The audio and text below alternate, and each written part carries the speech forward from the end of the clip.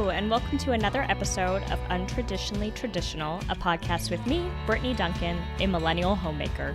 Join me each week as I share all the things I've learned that make keeping your home, garden, and life running smoothly, all while working.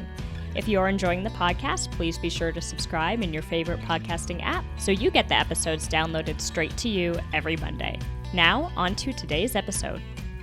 Hello, everyone, and welcome back to Untraditionally Traditional, a millennial homemaker.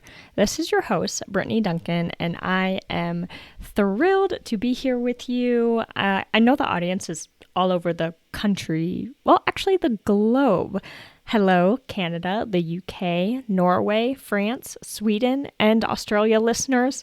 As a lover of travel and various cultures, the fact that I have some of you tuning in from Europe and beyond makes me absolutely giddy. I really shouldn't be surprised, though, because homemaking is one of the unique areas of life that doesn't have borders. There isn't a place in the world where people choose to live that homemaking doesn't exist. No matter how much you have or how little, whether the place you call home is a 10-bedroom mansion or a modest 3-bed, 2-bath rancher, a studio apartment, a converted carriage house, a rental apartment, a room in your parents' house, a mobile home, or a mud hut, men and women caretake their homes around the world in more or less the same fashion. It looks different, but we're doing a lot of the same things. Some of us may do our grocery shopping once a week. Others who may live more remotely once a month. Those with small kitchens and access to daily markets might do their shopping every day. But we are all securing groceries. We are all making food. Some of us vacuum carpets, others mop hardwood, some sweep dirt floors, but we're all cleaning our floors, right? You get the idea.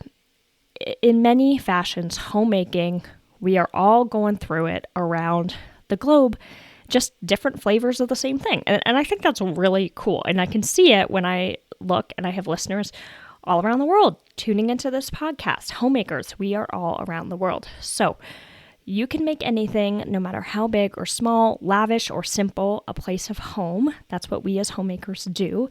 And know that there are homemakers just like you all around the world doing the same thing. So when you feel alone in the monotony and you're like, oh my gosh, if I have to sweep or vacuum this floor one more time, I'm going to lose it. Know that there's other people thinking the same thing. And yet we all get up and we do it again and again.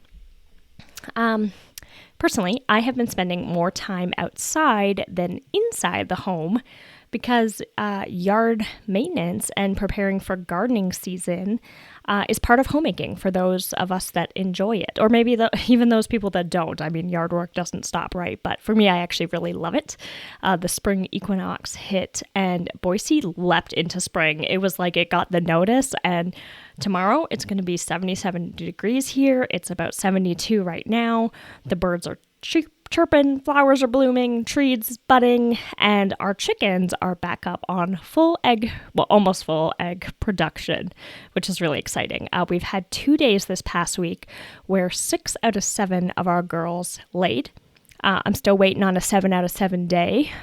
Who knows? Maybe that's day to day. That day is today. I have not checked our eggs yet, but yesterday, Johnson and I spent a few hours after work finishing swapping out the coop bedding for sand bedding. It's supposed to be better for their feet. Our chickens were getting something called bumblefoot, which basically if they get like a little scratch or cut on the bottom of their foot, it gets infected. Chicken pus, as opposed to people pus, tends to like get really hard and rigid, and then their foot swells, and they end up with this big, they call it a bumble, but essentially it's like a big lump on the bottom of their foot. It's really uncomfortable. They take a long time to heal. So I did a bunch of research, and sand bedding is supposed to prevent that. It's supposed to be more hygienic and easier to clean, which I can attest is true. If you've ever cleaned a kitty litter box, it's kind of like that, just a much bigger scale. I've got a big scoop that's about the size of a rake, and I just sift the top layer of sand through it and then dispose of their droppings. So the girls are in seventh heaven because it's like a giant dust bath. And for those of you who don't know much about chickens, they keep themselves clean by bathing in dirt or sand. They call it dust bathing.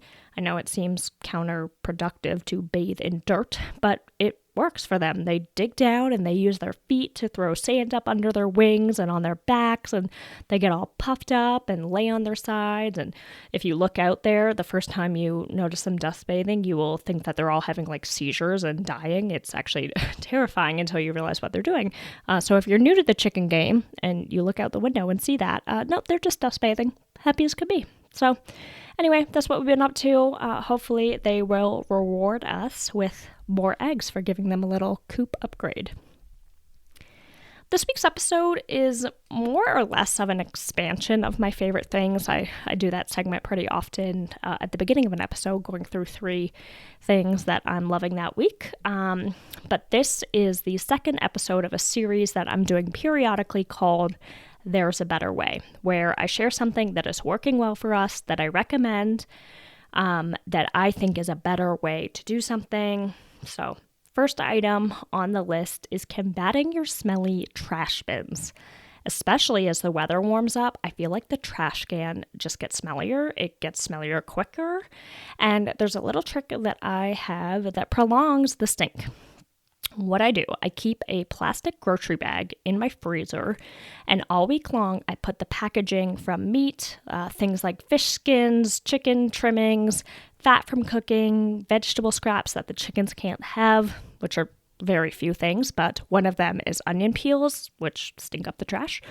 And then this bag lives in the freezer. All week long, I'm filling it up with all these things. It doesn't smell up the freezer because it gets frozen. And then on trash day, I just pull that bag out, I knot it up, and I put it into our trash bag as I'm taking the trash out. So all the stinky stuff lives in the freezer all week, doesn't smell. And then on trash day, when I'm about to take the big bag out of our trash bin, I put that little bag inside of it and take it right outside. No smell in the house. My mother-in-law has done this trick. I don't know if it's a Cuban thing or if maybe I'm new to this. Maybe everyone's doing this and I was just not raised this way, but it's really helpful. So if you are just trying to like keep your trash less gross throughout the week, highly recommend this. And it's better than just I know some people just use like a really small trash bin in their kitchen. And I'm not going to say that that's wrong, but I try to be environmentally conscious, and rather than using a trash bag for every day of the week and taking your trash out nightly, I would rather just use 2 bags and have that bag in the freezer and then put it into my larger trash bag. If you were really trying to go the extra mile, you could use a bin in your trash or in your freezer, like a big Tupperware, and put all the things in there and then dump that out, which actually, as I'm saying it out loud, is probably what I will move to, because I don't need to waste a second plastic bag. I have this in my freezer all the time, so I am just going to find a cheap old plastic Tupperware that's large. I'm going to keep it in my freezer, and that is going to be my bin. Then I'm just going to dump it in the trash and take it out every week. Okay, thing number 2 is an app that I recently discovered called EWG Healthy Living. When you look up the app, it's going to be under Healthy Living, but EWG is who it is by. And I'm going to link the criteria in the show notes. But basically what it is a group that has very strict criteria and a ranking system for home products, beauty products, and food. And so they used a different ranking systems for household products as opposed to foods. And I'll kind of go through that ranking system. So for household products, they use A through F and also EWG certified. So on a scale of best is going to be EWG certified. That's not even on the A to F ranking. That's just the best. A would be low concern or lowest concern. B is low hazard. C is moderate concern. D is high concern. E is highest concern. And there's an F. So I don't know what the F is. I kind of wrote this down and my chicken scratch, and so that might not be right. Anyway, F is the worst. You do not want F. A is good. EWG certified is best. So on this scale of best, good, worst, you've got EWG certified is best, A and B are good and okay. F is you don't want to be in the DF category, okay? So what are some of the things that they require products not to have or include in order to be EWG certified? Or these things are also what they rank on that might make a product not EWG certified, but somewhere on that ranking scale. So I'm going to read through them, and you'll probably be able to concern or figure out why I think that this is a great idea. So they require products not have certain ingredients with health, ecotoxicity, and or contamination concerns. That sounds fair to me. Substances falling within any of the following categories because of scientific safety evaluations, with certain or limited exceptions. Cosmetic ingredients banned by Health Canada, appearing on the cosmetics ingredient hot list. As a Canadian, I know that our Canada health practices and what we limit in Canada is much better than in the United States, so I'm all for that. Ingredients designated as banned in the European Commission's database of cosmetic substances. Again, the EU has a much better handle on ingredients that should not be in our products. Chemicals on California's Proposition 65 list as known carcinogens and reproductive toxins.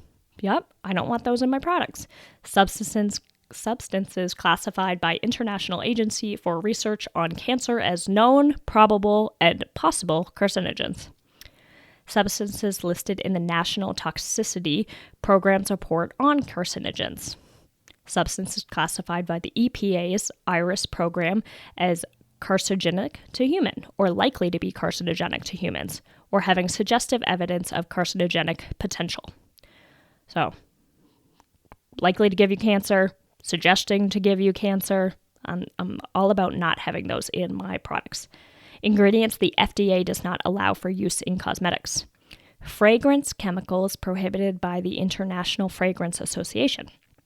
Mineral pigments not allowed for use as colorants by the FDA, Health Canada, and or the EU. EU Category 1 designated endocrine disruptors. This is something we don't talk about nearly enough, and something that I'm really happy that this app looks into and tracks. Substances that fall under the EU's globally harmonized system hazard codes. Hazard codes for genotoxicity, cancer, and developmental reproductive endpoints. Substances designated as sensitizing asthmagens, so give you asthma, by the Association of Occupational and Environmental Clinics. As you can tell, I am not a sciencey person. I mean, I love it. I love reading it, and I am all about the data, and I love digging deep into health things. My husband is works in the medical field and I swear I can show him any word, and he's like, oh, that's not my language. So, honey, if you're listening, I'm sorry for butchering that. But anyway, as you all hopefully got it, that is just a snippet of the criteria that they look at on this app. And it's super easy. They have a thing where you can scan barcodes and it'll pull the product. You also have the ability just to search like a category in there. So as y'all know, Johnson and I are pretty sensitive about what we allow in and on our bodies. But I've also recently been thinking a lot about the products that I use in our home for things like cleaning and laundry. So I'll tell you what, download this app, type in the names of the products you typically use, and you might change your mind about whether or not you want to keep using them. I have been a longtime user of Barkeeper's Friend. I tell you, it works great for scrubbing your sink. It's like a Comet, but I always thought it was a better version of Comet. I'd use it on our bathtubs, that kind of thing. Anyway, I ran out of it, and I was like, okay, I need to order more. And then I was kind of like, let me just search Barkeeper's Friend in this app and see what the rating is. It's an F. Level 2 out of 4 for developmental risks. Quote, ingredients linked to developmental and reproductive toxicity, a broad class of health effects that range from infertility and reproductive organ concerns to birth defects and developmental delays in children, end quote. As a woman of childbearing age, this was nixed from the list of items I will allow in my house. It doesn't need to be this way. I mean, truthfully, if you really want to get down to it, you can use some baking soda to clean your sink, which is what I will be doing. It's ridiculous. Why would I sign up to use a product, breathe it in, potentially have it on my skin if I'm not wearing gloves or if it gets in my glove, to clean with? We do this stuff all the time. Next up was Windex. Its ranking was D, level 3 out of 4 for environmental impact. Quote, ingredients linked to aquatic toxicity and other harms to the environment. It was a 1 out of 4 for asthma, skin, developmental, and cancer concerns.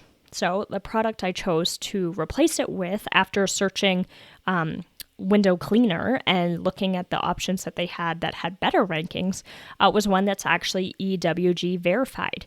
That is the ranking. It's not even a low concern. Like, it is the best possible ranking in terms of a cleaner for your health, that you can use and not have to worry, is this going to make me have fertility issues or developmental concerns if you're pregnant, or give me cancer or ruin the environment. Okay, like, it's crazy what is in this stuff. So like I said, you can search in there like a category of products. So you can put in laundry detergent and you can look for one that is EWG verified or at least a level A. I'm happy to report that the detergent I've been using, called Molly's Suds, is a level A. But even something like seemingly cleaned and marked to be clean, like the Tide Free and Gentle, not so gentle. It was a D. If you're getting the one for the high efficiency washers, it was an F. Both were 3 out of 4 for developmental concerns. That's pretty scary. To me, I would totally fall into the marketing and buy the Tide Free and Gentle if I had a baby, thinking, oh, this doesn't have fragrance in it. It says it's free and gentle, as in it's free of chemicals. It's gentle on the skin. No, that is not what it's saying. That is all marketing ploy, and it is a 3 out of 4 for developmental concerns. So I think we are living in a society where information is at our fingertips and ignorance isn't bliss. I mean, yes, all this stuff is overwhelming. The more you know, the more you have to make changes. But I'm at a point in my life where I want to know. I have this information. It is so easy for me to type in laundry detergent, find one that is EWG verified or at least a level A, and then go to my Amazon cart and click buy. It takes 2 seconds. I don't even have to leave my sofa to do it. So the idea that we could be just still buying stuff that is so toxic for us, there really isn't an excuse. At least not for me. That's my new standard for myself. There's no excuse. The information's right there. It could not be easier. So that is the second thing I'm loving. The app also, like I said, it goes through food products too. Their ranking system's a little bit different. Instead of the letter system, they do 1 through 10, 1 being the best, 10 being the worst, and it further ranks the ingredients, nutrition, and processing. And it also gives you like a breakdown of the findings. So I put one of my favorite guilty pleasure snacks in there just to torture myself, being peanut M&Ms. I love them. If we are on a road trip, it's kind of like my little guilty thing I love to get. But they have a score of 9 out of 10. Remember, 10's the worst, so they're a 9 out of 10. When you dig further into kind of what that ranking is comprised of, they are 6 out of 10 for ingredients, a 6 out of 10 for nutrition, and a 5 out of 10 for processing. So under the findings, you can kind of read into like, why is this so problematic? Like in terms of the nutrition and processing, like that's not surprising to me. Nor is the ingredients. Like I know that they're not quote good for me. Like they are a sugary snack. So I didn't expect it to be high ranking on the nutrition scale. But when you read the list of what they point out in their findings, it says that they contain 8 of EWG's top food additives of concern. Hint, they are all food dyes. Red 40 Lake, FD&C Blue, Blue 2, Blue 1, Yellow 5, Yellow 6, Blue 1 Lake. Okay, so yeah, we should know about food dyes at this point. Not good stuff. They also point out that the product by weight is 50% sugar. Okay, thank you for spelling that out. And then they say that it contains a non-specific ingredient, quote, flavor. And for those of you that aren't familiar, there's a whole host of stuff that can be hidden behind words like flavor. And another one is fragrance. Like when you're looking at a beauty product, if it says fragrance, a lot of times it'll have a little asterisk next to it, or sometimes it doesn't. But there is I think it's something like 100 or 120 ingredients that can be under fragrance that are not stuff you want in your beauty products. So flavor is another one of those very broad categories that ingredients like to hide behind. I love that they point that out. It has a high level of saturated fat, on and on. So after reading that, not going to say I'm never going to get peanut M&Ms again, because I probably will at some point. But honestly, if I had the choice, I'd probably opt for Lily's chocolate peanut butter cups instead. It's a 1 out of 10 on ingredients. Okay, that's a lot better.